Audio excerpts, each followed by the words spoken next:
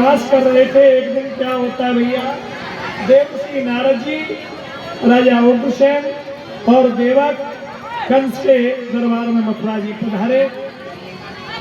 मथुरा जी में पधारे तो महाराज वसुदेव जी के बारे में, कुछ अच्छे गुणों के बारे में उन्होंने सुनाया कुछ वचन। देवकी ने मन ही मन में और वसुदेव जी महाराज को ही नारद जी की वाणी के अनुसार सुन करके पति रूप में वर्णित करते। इधर क्या होता है, जब देवकी विवाह योग्य हो गई, एक दिन नारद जी महाराज भ्रमण करते हुए आए। नारद जी से देवक उग्रसेन और कंस राजा ने पूछा कि भाई हमारी चचेरी बहन देवकी विवाह योग्य है, उसके लायक नारद बाबा आप जगत में डोलते हैं, कोई वर बताइए।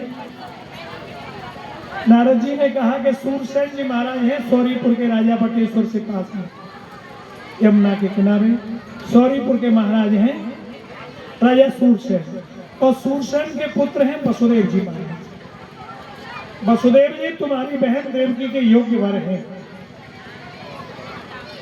तो भैया राजा कंस की समझ में ये बात बैठ गई और एक पत्रिका लिख करके और राजा सूरसेन जी के दरबार में भेज दी। सूरसेन जी के दरबार में जब भेज दी तो सूरसेन जी महाराज को पता चला कि महाराज राजा उग्रसेन जी के यहाँ से और ये श्रेष्ठ पत्रिका आई है। तो पत्रिका को देख करके पढ़ करके बड़े भारी खुश हो रहे हैं, प्रसन्न हो रहे हैं। लेकिन वहां जब सुन करके बड़े खुश और प्रसन्न हुए, इधर राजा कंस ने पत्रिका को भेज दिया और विवाह की सारी तैयारियां शुरू कर दी है। महाराज तैयारियां शुरू की। अब तो क्या हो रहा है, तैयारी शुरू हो गई है। मथुरा जी में सूरसेन राजा अपने पुत्र वसुदेव जी की बारात लेकर के मथुरा जी में पधारे हैं। बारात की आगोनी हुई, श्रेष्ठ आगोनी हुई, स्वागत सम्मान हुआ और शरबत तो आपको प्यार ही जा रहे हो पहले से ही, है ना। वसुदेव जी की बारात आ रही है, शरबत तो पहले से चल ही रहे हो।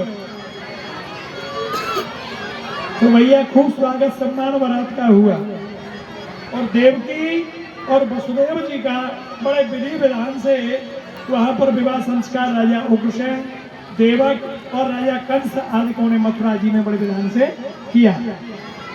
विवाह संस्कार जब किया तो अब इसके बाद में क्या होता है जी, खूब दान दहेज दिया, सारे काम हुए। अब इसके बाद में ओम नमो भगवते वासुदेवाय